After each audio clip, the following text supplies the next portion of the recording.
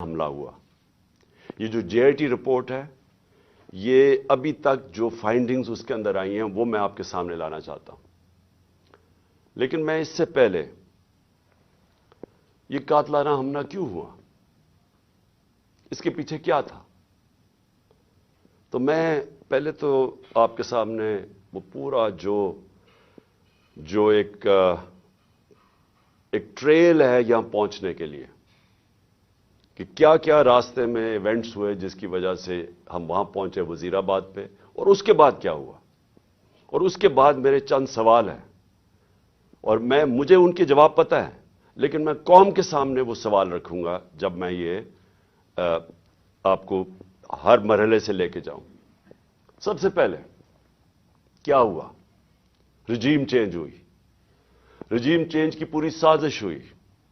मुझे पता है उस साजिश में कौन कौन मुलव्वस था, किसने क्या प्लानिंग की, क्या उनकी सोच थी, कैसे उन्होंने पैसा चलाया, कैसे हमारे एक आदमी ने फैसला किया गवर्नमेंट गिराने का, कैसे उसने जब हुक्म किया तो हमारे एलाइज हमारे से हटे, कैसे हमारे लोगों को अमेरिकन एम्बेसी में हमारे बैक बेंचर्स को बुला बुला के बातचीत की गई, उनकी मीटिंग्स की गई, और वो सबसे पहले वो लोटा हुए, कैसे उनको पैसे मिले, ये सारा अब अवाम सब समझ गई है कि ये हुआ क्या था।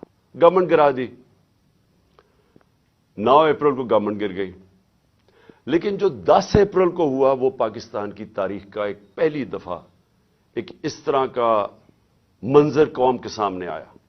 और वो क्या हुआ, पहली दफा पाकिस्तान की कौम सड़कों के ऊपर आई, लाखों लोग सड़कों पे आए, और सारे लाखों लोगों ने एक बात कही कि इंपोर्टेड हुकूमत नामंजूर। ये कभी भी जो प्लान कर रहे थे, जो रजीम चेंज के पीछे जो मास्टरमाइंड था, जिन्होंने सारी प्लानिंग की, ये कोई भी नहीं ये समझ रहा था कि पाकिस्तान में ये होगा, क्योंकि कभी पहले ही नहीं हुआ था। गवर्नमेंट्स गिराई जाती थी, मिठाइयां बांटी जाती थी। तो पहली दफा एक बाशऊर, एक जागी हुई, एक बेदार कौम सड़कों पर निकली, और उनको समझ आ गई कि ये क्या सारी गेम हुई थी, और उन हमारे ऊपर इस मुल्क के नामवर डाकुओं को, जराइम पेशा लोगों को मुसल्लत कर दिया गया। तो कौम खड़ी हो गई इनके खिलाफ। कौम ने ये वाज़ेह एक पैगाम दिया वो सहूलतकारों को, रजीम चेंज के जो लोग थे, जो गद्दार थे, ये मुल्क के मैं कहता हूं गद्दार थे, जो मीर जाफर थे, कौम ने उनको पैगाम पहुंचा दी कि हमारे लिए ये हमें भेड़ बकरियों की तरह ना रखो, हम इस चीज को कबूल नहीं करते, हम इंसान हैं, हम वो लोग हैं जिनमें अब शऊर आ चुका है, और फिर सोशल मीडिया का जमाना है, आप किसी की आवाज ही नहीं बंद कर सकते। जिसके पास मोबाइल फोन है उसके पास आवाज आ गई थी। तो उसके बाद ये सोचा गया जिन्होंने ये रजीम चेंज की कि जी अब ये थोड़ी देर के लिए चलेगा, फिर ये एक गुब्बारे से, बलून से हवा निकल जाएगी। ये सारी चीजें हमने सुनी।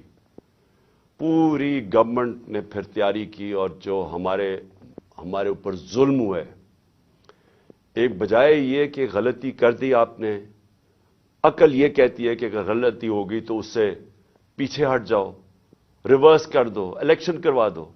वो आसान तरीका तो ये था, मैंने तो इलेक्शन अनाउंस कर दिए थे, लेकिन पूरा जोर लगा के वो इलेक्शन मुस्तरद किए गए, और उसके बाद फिर ये इनको जब मुसल्लत किया गया, तो जब कौम बार बार पैगाम देना शुरू हुई कि हम आपके साथ नहीं हैं, हम इसको कबूल नहीं करते, इलेक्शंस हुए, बाय इलेक्शंस हुए, उसके रिजल्ट सामने आ गए। कभी भी नहीं हुआ कि एस्टेब्लिशमेंट एक सारी पार्टीज के साथ मिलकर खड़ी हो एक पेज पे, और एक जो हुकूमत से बाहर पार्टी हो वो 75% इलेक्शन जीत जाए।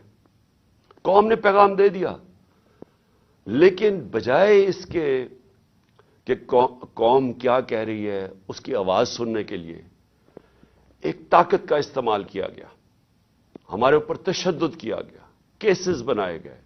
पता नहीं मेरे ऊपर कितने 50-60 केसेस हैं, मुझे तो ये भी नहीं याद अब कितने केसेस हैं।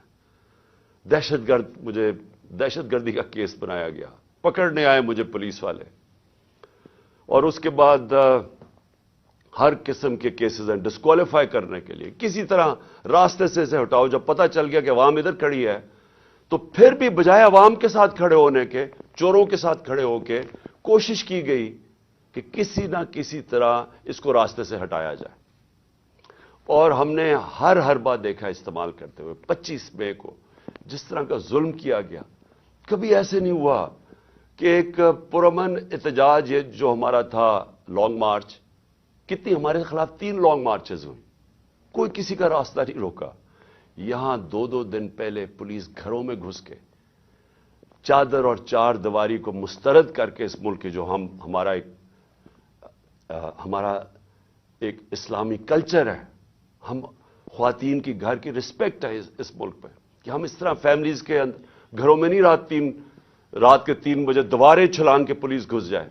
وہ گھسی، ان کو پکڑا، لوگوں کو لے کے گئے، 11 سال کے بچے کو پولیس اسٹیشن لے کے، کیونکہ باپ نہیں تھا اس کو پولیس اسٹیشن لے گئے۔ ایک ہماری 70 سالہ خاتون ایم پی تھیں، ان کو رات گھسیٹ کے پولیس اسٹیشن لے گئے۔ ایسا کبھی نہیں ہوا۔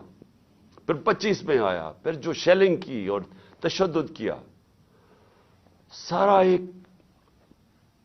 ابھی تک مجھے نہیں سمجھ آئی کہ یہ کس طرح کا مائنڈ تھا، یہ کیسا ذہن تھا کہ بجائے پھر سے عوام کی آواز سننے کے لیے کہ عوام بتا رہی ہے آپ نے غلطی کر دی ہے، نہیں، ان کو ہم بھیڑ بکریوں کی طرح ڈنڈے مار کے ٹھیک کریں گے، یہ مائنڈ سیٹ تھا۔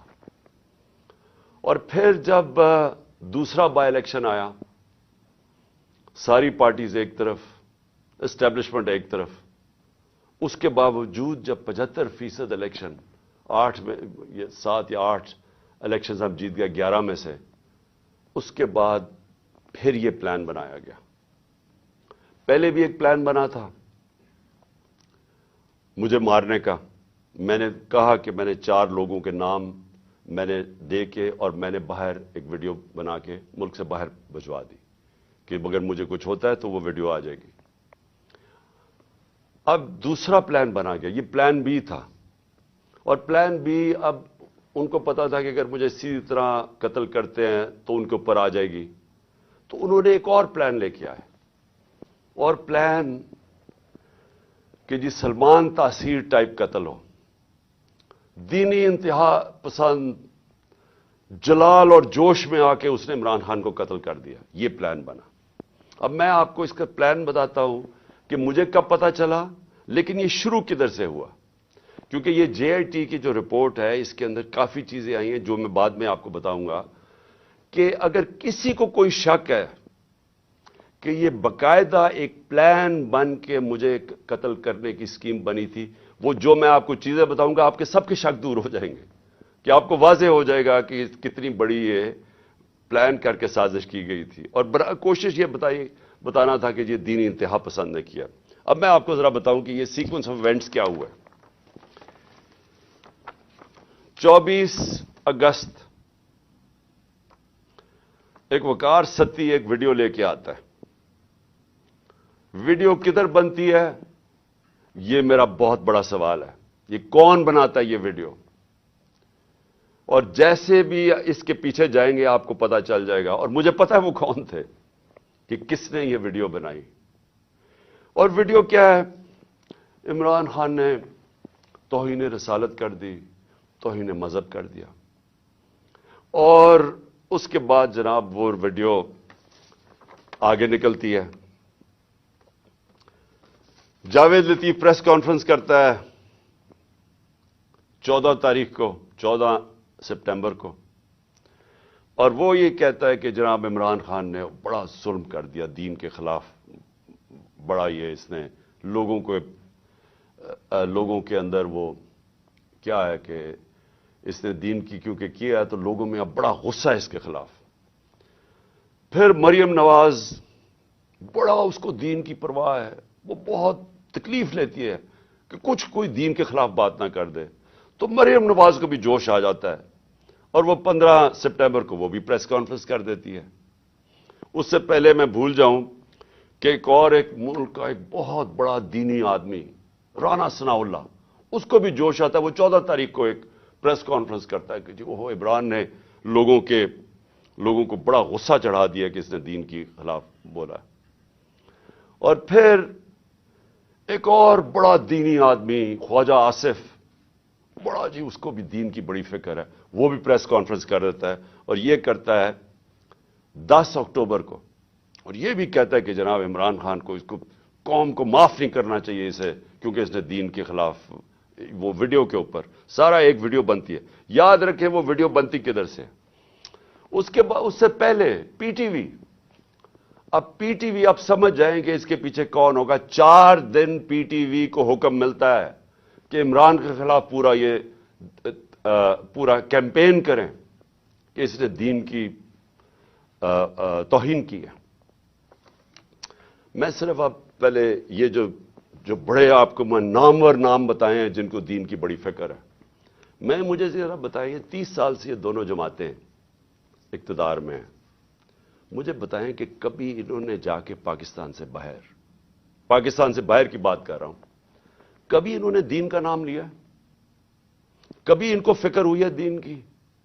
ये इनकी आप स्टेटमेंट्स उठा के देखें, ये बाहर जाके एक ही बात करते रहे। मैं 90 की दिहाई से बात कर रहा हूं कि जी हमें मदद कर दो मगरब, अमेरिका हमें मदद कर दे, क्योंकि अगर हम नहीं है तो दीनी इंतहा पसंद पाकिस्तान के ऊपर आ जाएंगे, बुनियाद पर दीन को पाकिस्तान के ऊपर छा जाएंगे। क्योंकि ये डराते थे ईरान के अंदर जब खोमेनी की इनकलाब आया, इस्लामी इनकलाब आया, तो ये हमेशा जाके मगरब को खुश करते थे कि पाकिस्तान में भी वो इनकलाब आ जाएगा अगर हमारी अब मदद नहीं करते। इनकी स्टेटमेंट्स उठा के देखें, जब ये बाहर जाते थे इनके सरबराह, तो सिर्फ इनका ये दीन का नहीं, दीन की बात छोड़े, ये सिर्फ ये कहते थे कि हम लिबरल हैं, हम आपके साथ हैं, हमें बचा ले, नहीं तो दीनी लोग पाकिस्तान के ऊपर हावी हो जाएंगे। ये इनकी कैंपेन रही है बाहर पाकिस्तान से।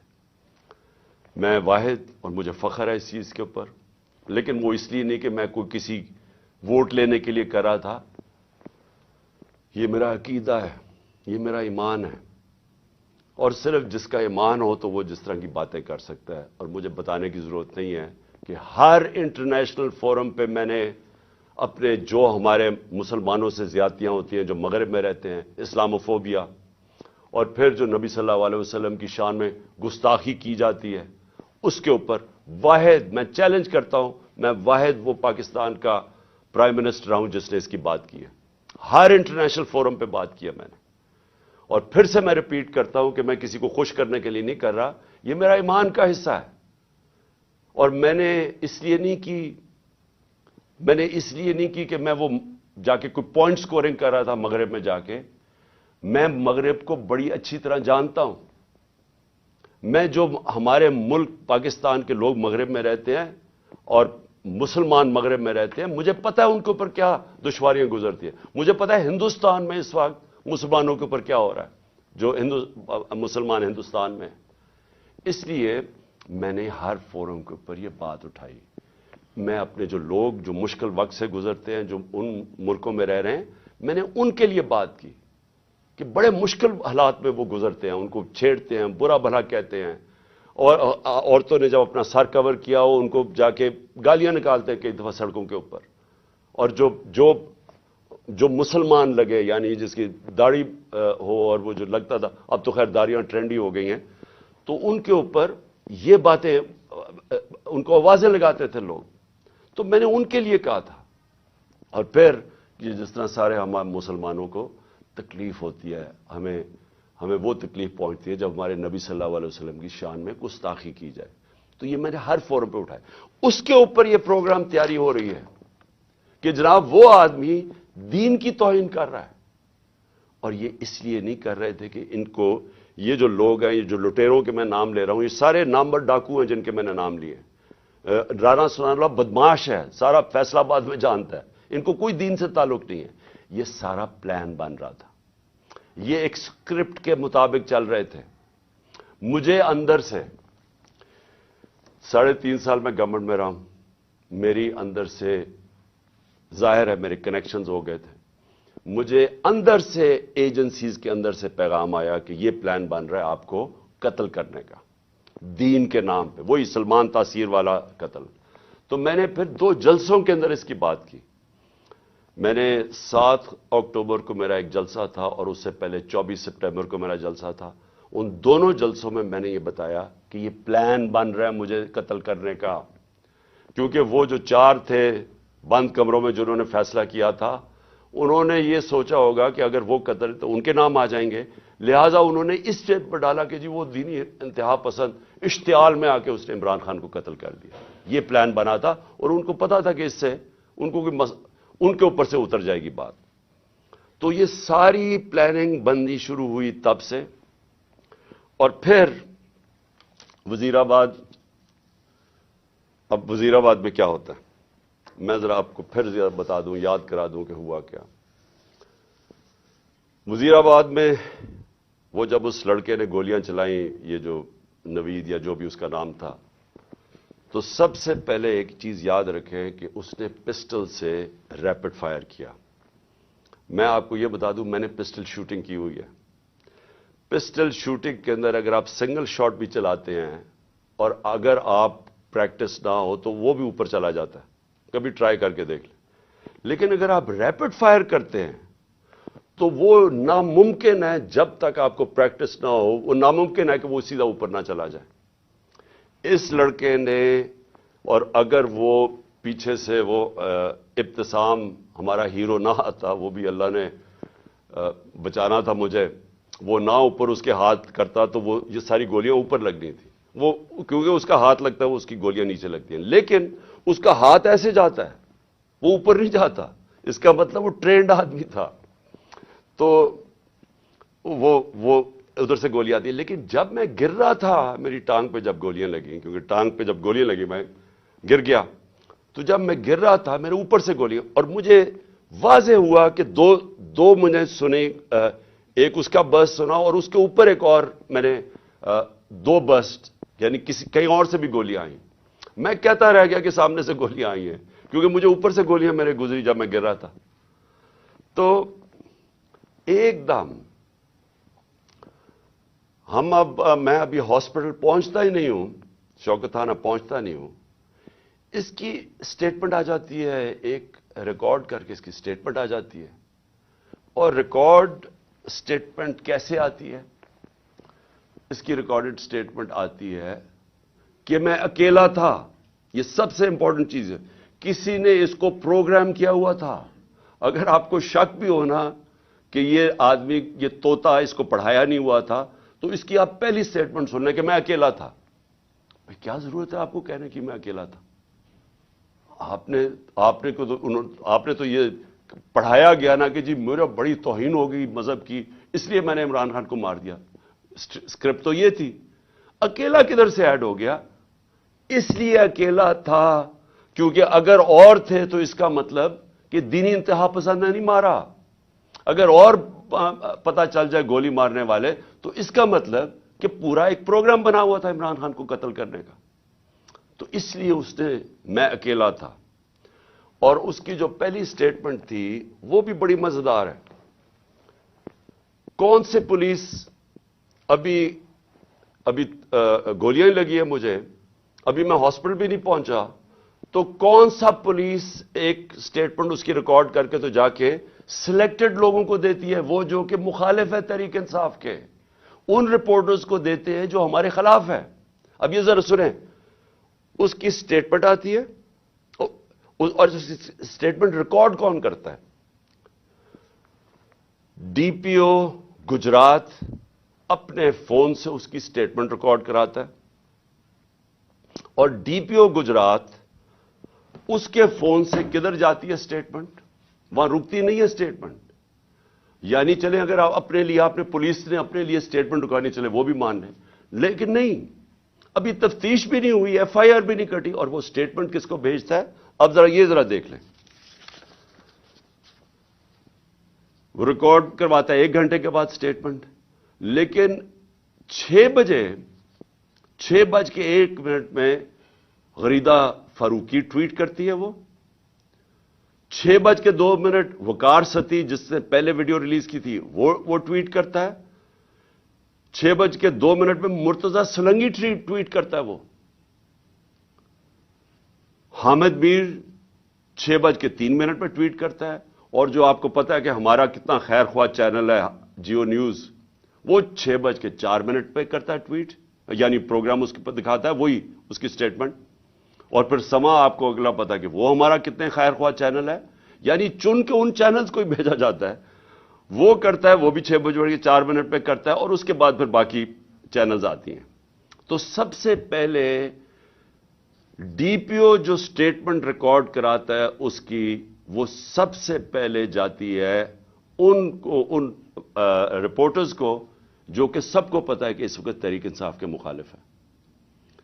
تو اب سوال یہ ہے کہ ڈی پی او تو ہمارا ہے، پنجاب گورنمنٹ تو ہماری ہے، تو ہمارا اپنا ڈی پی او ریکارڈ کروا کے سٹیٹمنٹ بھجواتا کدھر ہے؟ اور پھر جو اگلا سوال یہ ہے کہ ہمیں یہ ڈی پی او کی کوئی سٹیٹمنٹ آئی کہ جی شروع میں کوئی عجیب سی سٹیٹمنٹ اس کی آئی، تو میں یہ بھی چاہتا ہوں کہ سارے آپ دیکھ لیں کہ ڈی پی او کیسے، کیونکہ یہ سی سی ٹی وی فوٹیج پہ آ گیا. ابھی میں بعد میں آتا ہوں کہ یہ ڈی پی او گجرات نے انکوائری سے کتنی ہماری مدد کی، لیکن وہ میں بعد میں آتا ہوں. تو سی سی ٹی وی فوٹیج کے اوپر ڈی پی او اپنا موبائل فون دے رہا ہے ایس ایچ او کو کہ ریکارڈ کرے. تو میں چاہتا ہوں پہلے یہ دیکھ لیں تاکہ آپ کو اس میں کوئی شک نہ ہو کہ ہوا کیا ہے، کیونکہ میں آگے جو باتیں کروں گا یہ اس کے ساتھ جڑی ہوئی ہیں.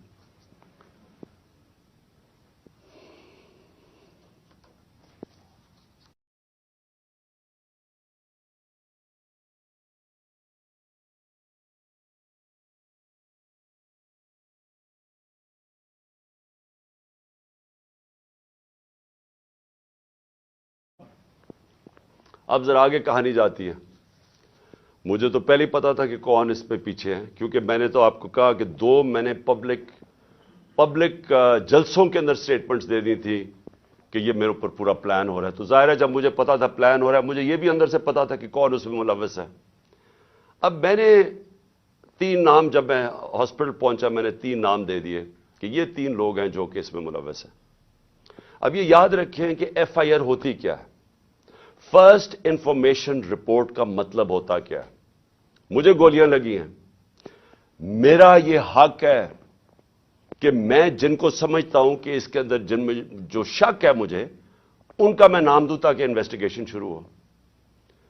گورنمنٹ ہماری پنجاب میں، میں پارٹی کا ہیڈ جس کی گورنمنٹ پنجاب میں ہے، اور ہم وہ سٹیٹمنٹ نہیں ریکارڈ کروا سکتے. میرا پہلا سوال ہے کیوں؟ کون تھا جو کہ روک رہا تھا اس سٹیٹمنٹ کو؟ کون ڈر رہا تھا تفتیش سے؟ میں نے جب یہ نام لیے تو ان کے اوپر تفتیش ہونی چاہیے تھی، میرا رائٹ ہے. لیکن میں پارٹی کا سربراہ، ایکس پرائم منسٹر، ہماری گورنمنٹ پنجاب میں ایف آئی آر آج تک نہیں کٹوا سکا. کون روک رہا تھا؟ کون اتنی بڑی طاقت تھی جو کہ گورنمنٹ جو ہماری پنجاب میں ہے اس سے بھی زیادہ بڑی طاقت تھی کو روک سکتی تھی اس کو؟ یہ میرا سب سے بڑا پہلا سوال ہے کہ یہ روکا گیا. میں ایف آئی آر رجسٹر نہیں کروا سکا، اور آخر میں جو ایف آئی آر رجسٹر کروائی گئی اس میں وہی اسکرپٹ کے مطابق ایک شوٹر رکھا تھا.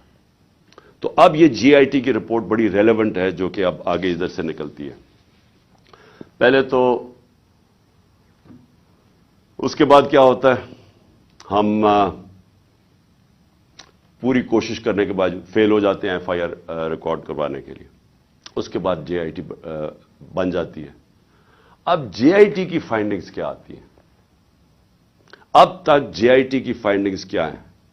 اور میں یہ آپ کو بتا دوں کہ جتنی مشکلوں سے جے آئی ٹی آپریٹ کر رہی ہے، کیونکہ وہ میں آپ کو بتاتا رہوں گا کہ کون اس کے اندر کوآپریٹ ہی نہیں کر رہا ہے. جب جے آئی ٹی نے ڈی پی او کو کہا کہ آپ کا ہمیں موبائل فون کی ضرورت ہے، ہمارے نیچے پنجاب گورنمنٹ کے نیچے ڈی پی او منع کر دیتا ہے. ڈی پی او واضح کہہ دیتا ہے کہ میں نہیں آپ سے کوآپریٹ کرتا، آتا بھی نہیں ہے. اب ہمارے ہوتے ہوئے ہمارا ڈی پی او گجرات، اس کو اب عدالت کے ذریعے بلایا جائے گا جے آئی ٹی کے اندر. پھر کیا ہوتا ہے؟ وہ جو شام کو جب ایک دفعہ ڈی پی او اس کی سٹیٹمنٹ ریکارڈ کر دیتا ہے، 8 گھنٹے کے لیے اس کو نوید کو سی ٹی ڈی اٹھا لیتی ہے۔ سی ٹی ڈی پھر ایک اور ویڈیو ریلیز کرتی ہے رات کے 12 بجے، اور سی ٹی ڈی کا کیا کام تھا اس ویڈیو کو ریلیز کرنا؟ پھر ایک اور چیز ہے کہ سی ٹی ڈی جب وہ ویڈیو ریلیز کرتی ہے، جو اس کی بیک گراؤنڈ ہے وہ چینج کر دیتی ہے بعد میں۔ پھر سی ٹی ڈی کے جو اس آدمی کو جو ملوث تھا، اس کو جب بلایا جاتا ہے جے آئی ٹی میں، وہ بھی منع کر دیتا ہے کہ میں نہیں آتا۔ پھر سے پنجاب گورنمنٹ کے نیچے ہے وہ منع کر دیتا ہے کہ میں نہیں کوآپریٹ کرتا۔ یعنی کیا وجہ ہے؟ اب میں سوال سب سے پوچھتا ہوں کہ کیا وجہ ہے کہ یہ ہمارے نیچے آفیسرز، پہلے تو وہ نہیں، ہم اپنی ایف آئی آر نہیں رجسٹر کروا سکتے، اور پھر وہ منع کر دیتے ہیں کہ جی ہم نہیں کوآپریٹ کرتے۔ کیوں نہیں کرتے؟ کون ان کو روک رہا تھا؟ ہمارے سے ظاہر ہے کوئی زیادہ طاقتور فورس تھی جو روک رہا ہے ان کو۔ اس کے بعد کیا ہوتا ہے؟ اس کے بعد جے آئی ٹی کی فائنڈنگز آتی ہیں۔ وہ عدالت میں جو آپ فائنڈنگز رکھتے ہیں اس میں کیا چیز سامنے آتی ہے؟ نمبر 1 کہ 3 شوٹر تھے، 2 نہیں تھے، 3 شوٹر تھے۔ ایک تو وہ نوید جس نے گولیاں ماری، دوسرا ایک اوپر سے جو گولیاں، جو میں کہہ رہا تھا اوپر سے آئیں گولیاں، وہ اب وہاں بھی ان کے جو گولیوں کے جو شیلز ہوتے ہیں وہ وہاں ملے اوپر، 8 غالباً اوپر ملے، 10 نیچے ملے، اور 2 اور نیچے ملے جو اور مختلف بندوق سے چلائے ہوئے تھے۔ جو گارڈز تھے ہمارے اوپر، ان کی فورینزک جب ٹیسٹ کرایا گیا، کسی کی بھی گولی نہیں چلی تھی، کیونکہ جو گارڈ سب سے قریب تھا اس کے تو 6 گولیاں اس کے اندر سے نکلی، تو وہاں تو کسی کے پاس بھی نہیں تھا۔ اور پھر یہ بھی چیز سامنے آ گئی کہ معظم جو تھا، جو معظم شہید ہوا، وہ آپ کوئی بھی، اگر آپ کو سوشل میڈیا پہ وہ ویڈیو مل سکتی ہے، اس کا سلو موشن دیکھ لیں۔ وہ معظم جب جاتا ہے اس کے پیچھے، تو جیسے ہی اس کے سامنے آتا ہے نوید کے، اس کو گولی لگتی ہے۔ وہ گولی نہ آگے سے لگتی ہے نہ کنٹینر سے لگتی ہے، وہ گولی کہیں دور سے آ کے لگتی ہے اس کے اس طرف، اور وہ نوید کے لیے وہ گولی تھی۔ معظم راستے میں آ گیا، کیونکہ یہ لیاقت علی خان والا ٹائپ انہوں نے انسیڈنٹ بتانا تھا، کیونکہ فوری طور پہ جو ایک آدمی کو مار کے کہے جی بس ایک آدمی ہم نے مار دیا، تو وہ بچ گیا نوید، اور معظم شہید ہو گیا۔ اچھا، اب نہ وہ کوآپریٹ کر رہے ہیں، نہ ہماری جو ہم چاہ رہے تھے کہ اس وقت ایکس پرائم منسٹر پہ ہوا ہے، ساری گورنمنٹ کوآپریٹ کرے گی۔ ہمیں تبھی پتا چل گیا جب میں ایف آئی آر رجسٹر نہیں کروا سکا کہ کوئی کوآپریشن نہیں ملے گی۔ پھر ایک اور ہے جو اس کا موبائل فون ہے، C T D J I T نے اس کے موبائل فون کے اوپر فورینزک کرانے کے لیے اس ادارے کو دیا جو فیڈرل گورنمنٹ کے نیچے ہے، کہ بتائیں جناب کہ اس کو کالز کدھر کدھر سے آئی ہیں۔ اس ادارے نے منع کر دیا کہ نہیں، ہم نہیں دیتے۔ کیوں نہیں دیتے؟ کیا وجہ ہے اس کی؟ تو اس سے آپ خود، سر میں چاہتا ہوں کہ آپ خود ذرا سوچ لیں کہ یہ ہو کیا رہا ہے، کہ یہ ملک کے اندر بجائے آپ یہ سوچیں کہ ملک کے سربراہ کو قتل کرنے کی سازش ہے، یہ ساروں کو مدد کرنی چاہیے، وہ کوئی مدد نہیں کر رہا۔ وہ تو چھوڑے فیڈرل ادارے کو، اپنے جو نیچے پولیس کام کر رہی ہے وہ نہیں مدد کرنے کے لیے تیار۔ اب آگے چلیں، اب بات بڑی سمپل رہ گئی ہے۔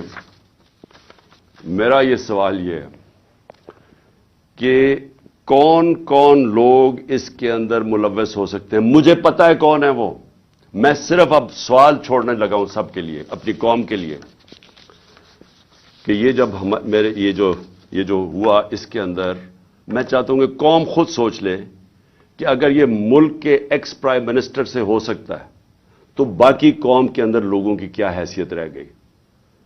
یعنی جب ہم قانون کی حکمرانی کی بات کرتے ہیں تو اس کا مطلب یہ ہوتا ہے کمزور اور طاقتور ایک ہی قانون سب کے لیے۔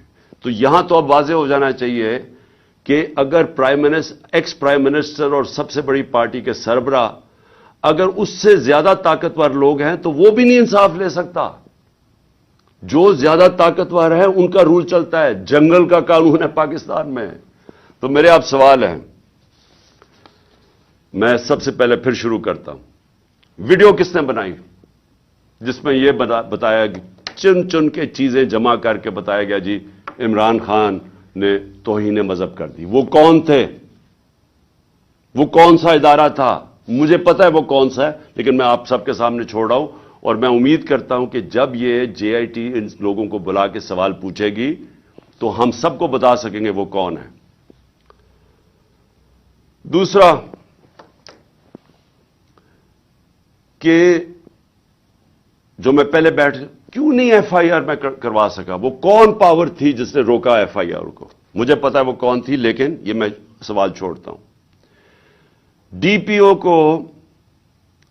پی او گجرات کے اوپر میرے دو سوال ہیں. کس نے اسے کہا تھا کہ یہ ویڈیو بھیجے ان صحافیوں کی طرف؟ کس نے کہا تھا کہ پہلے ان کے ہمارے مخالف صحافیوں کے پاس ویڈیو کیسے پہلے پہنچ گئی؟ کس نے بھجوائی تھی؟ کس نے ان کو حکم کیا تھا؟ مجھے پتا ہے وہ کون تھا. اور پھر سی ٹی ڈی، کس نے کہا تھا سی ٹی ڈی کو یہ ویڈیو بنانے کا جو انہوں نے رات کے 12 بجے دوسری ویڈیو ریلیز کی؟ وہ کون تھا؟ وہ پنجاب گورنمنٹ تو نہیں تھی. تو وہ کون، کس نے ان کو کہا تھا کہ آپ بھیجیں؟ اور پھر وہ پیچھے بیک گراؤنڈ چینج کرنے کی کیا ضرورت تھی؟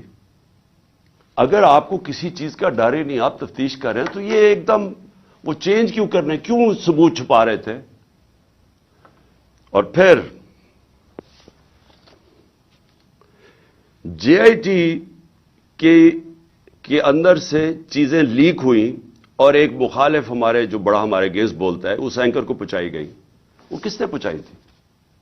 کون تھا ہمارے جے آئی ٹی کے اندر کہ جے آئی ٹی کے اندر سے، اور یہ ایک جرم ہے کہ کوئی جے آئی ٹی کے اندر سے انفارمیشن لیک نہیں کر سکتا جب تک وہ عدالت میں نہ جائے. میں جو آپ کے سامنے چیزیں لے کے آ رہا ہوں یہ ساری عدالت میں جا چکی ہیں. اس عدالت کے اندر ایک پولیگراف ٹیسٹ کیا ہے. پولیگراف ٹیسٹ وہ ہوتا ہے جب آپ ایک انسٹرومنٹ ہوتا ہے، وہ جب لگا کے آپ کے دل کے اوپر لگایا ہوتا ہے، تو وہ جب آپ سے سوال پوچھتے ہیں تو اس میں پتہ چلتا ہے کہ آپ سچ بول رہے ہیں جھوٹ بول رہے ہیں. تو اس نوید کے اوپر جب انہوں نے وہ ٹیسٹ کیا تو پولیگراف ٹیسٹ کے اندر دو چیزیں واضح سامنے آ گئیں. ایک، جب نوید سے پوچھا گیا کہ آپ کے ساتھ کن کن لوگوں نے، صرف ایک آدمی کے علاوہ کسی نے آپ کو کانٹیکٹ کیا تھا؟ اس نے کہا نہیں کیا تھا. جھوٹ نکلا. وہ جھوٹ اس لیے واضح ہو گیا کہ اس کے پیچھے پورا ایک پلاننگ ہوئی تھی، اس کو پورے تیار کر کے بھیجا تھا. دوسرا، اسے سوال پوچھا گیا کہ کیا آپ کو ٹریننگ تھی پسٹل شوٹنگ کی؟ اس نے کہا کوئی ٹریننگ نہیں تھی. وہ پھر جھوٹ صاحب آ گیا پولیگراف کے اوپر، کیونکہ ظاہر ہے وہ ٹرینڈ آدمی، اس کی ٹریننگ کروا کے بھیجا گیا تھا.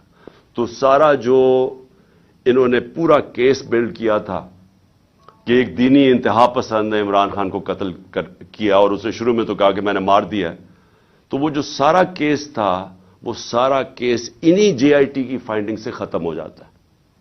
جس وقت 3 شوٹر آ گئے تو اس کا مطلب ایک پلان طریقے سے یہ اسیسینیشن اٹیمپٹ تھی.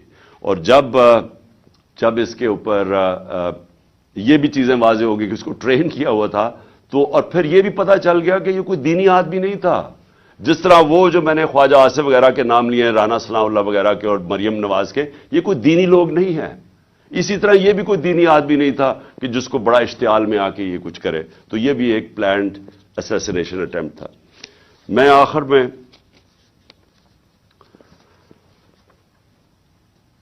میں سوال پوچھنا چاہتا ہوں ان لوگوں کو جو اس ملک میں طاقت رکھتے ہیں. میں ان لوگوں سے آج سوال پوچھنا چاہتا ہوں جو مجھے پتہ ہے اس کے پیچھے تھے. مجھے یہ پتہ ہے کہ نون لیگ یہ اوپر سربراہ ان کے پیچھے تھے، مجھے اس کا واضح ہے. مجھے یہ پتہ ہے کہ رانا ثناء اللہ جس کے لیے قتل کرنا کوئی بڑی چیز نہیں، وہ پیچھے تھا. مجھے پتہ ہے کہ شہباز شریف جس نے ایکسٹرا جوڈیشل کلنگ میں، اس کے اوپر رپورٹ ہے 97 سے 99 تک، کہ اس نے کتنے لوگ پولیس مقابل میں قتل کروائے تھے. عابد باکسر کی سٹیٹمنٹ ہے کہ کیسے شہباز شریف ان سے لوگوں کو قتل کرواتا تھا. ماڈل ٹاؤن کے اندر ان دونوں نے دن دہاڑے نہتے لوگوں کے اوپر گولی چلائی، جس میں 12 لوگ اس میں قتل ہوئے اور اس کے علاوہ کوئی 50-60 لوگوں کو گولیاں لگی، اور وہ ٹی وی کے اوپر سب آ رہا تھا. یہ وہ لوگ ہیں، ان کا تو مجھے پتا ہے. لیکن مجھے جو ایک طرح افسوس بھی ہے اور ایک طرح اپنے ملک کی فکر بھی ہے کہ وہ لوگ جن کو ہم سمجھتے ہیں کہ اس ملک کی انہوں نے حفاظت کرنی ہے، جو اس ملک کے محافظ ہیں، وہ اس پلاٹ میں کیسے شامل ہو گئے؟ کیونکہ ان کے بغیر یہ ہونا نہیں تھا. جو سارا کور اپ ہوا ہے وہ کبھی بھی یہ جو دو کرمنلز ہیں یہ نہیں کر سکتے تھے، شہباز شریف اور رانا ثناءاللہ. یہ اس سے زیادہ طاقتور لوگ کر سکتے تھے، صرف وہ یہ کور اپ میں شامل تھے. سارا جو طریقے سے اس نے کہا جی میں اکیلا ہوں، اسے منہ سے بلوایا گیا، ایویڈنس پولیس کے اوپر پریشر ڈالا گیا، ایف آئی آر نہیں، یہ دونوں نہیں کروا سکتے تھے. ان کے پیچھے ہمارے وہ لوگ ہیں جن کو ہم سمجھتے ہیں کہ ہمارے ملک کی حفاظت کریں گے. میں یہ سوال پوچھتا ہوں کہ کیا میں وہ آدمی ہوں جس کو آپ کہہ سکتے ہیں کہ یہ کوئی بیرونی سازش کا حصہ ہے؟ کیا آپ کہہ سکتے ہیں کہ اس نے اپنے ملک کا کبھی پیسہ ملک سے باہر رکھا ہوا ہے اور باہر بڑے بڑے اکاؤنٹس ہیں اور بینک اکاؤنٹ، جس طرح یہ جو چور اوپر مسلط کیے ہیں ان سب کے باہر پیسہ پڑا ہے، اربوں ڈالر پڑا ہے، اور ابھی بھی چوری کر کے پیسہ باہر لے کے جا رہے ہیں. جس نے باہر کمائی کر کے سب کچھ، آج اس کا جینا مرنا پاکستان ہے. میرا سوال یہ ہے کہ اس کو اگر قتل کروانے کی سازش میں آپ ملوث ہیں تو کیا آپ کو فکر ہے اپنی قوم کی؟ اگر ملک کی سب سے بڑی پارٹی کے سربراہ کو آپ قتل کروا دیتے ہیں، جو واحد فیڈرل پارٹی ہے آج پاکستان میں، قوموں کو پولیٹیکل پارٹیز اکٹھا رکھتی ہیں، اگر قوموں کو صرف فوج کے ذریعے اکٹھا رکھتے تو ایسٹ پاکستان علیحدہ نہ ہوتا. ایسٹ پاکستان کی جو پاکستان کی سب سے بڑی پارٹی تھی، اس کے خلاف جب اپنے ملک کی اسٹیبلشمنٹ چلی جاتی ہے اور وہ ملک ٹوٹ جاتے ہیں. اگر آپ وہ پارٹی کے سربراہ کو ختم کرنا چاہتے ہیں جو واحد اس وقت ملک کا ایک ملک کی فیڈریشن کی اس وقت ایک ہی آدمی ہے جس کی ساری جگہ ووٹ بینک بھی ہے، جو اکٹھا بھی رکھ سکتا ہے، تو یہ کس کے لیے کیا جا رہا ہے؟ کیا یہ پاکستان کی بہتری کے لیے کیا گیا؟ مجھے پتہ ہے کون تھے، اور مجھے افسوس سے کہنا پڑتا ہے مجھے بڑے افسوس سے کہنا پڑتا ہے کہ جب مجھے گولیاں لگی اور جب میں تب سے 3 مہینے یہ میری ٹانگ کو ٹھیک ہونے میں 3 مہینے لگیں گے، کیونکہ جب آپ کی نچلی ٹانگ ٹوٹتی ہے وہ 3 مہینے لگتے ہیں اس کو ہیل ہونے میں.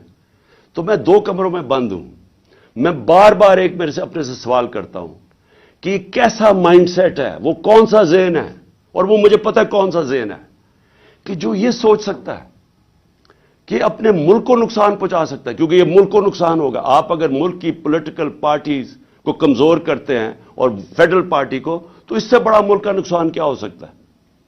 یعنی یہ آپ کے دشمن کر سکتے ہیں. یہ دشمنوں کا پلان تو ہو سکتا ہے کہ ملک کو کمزور کرو اور ان کی پولیٹیکل پارٹیز کو کمزور کرو، فیڈریشن کو کمزور کرو، لیکن وہ لوگ جنہوں نے ملک کی حفاظت کرنی ہے وہ کیسے سوچ سکتے ہیں؟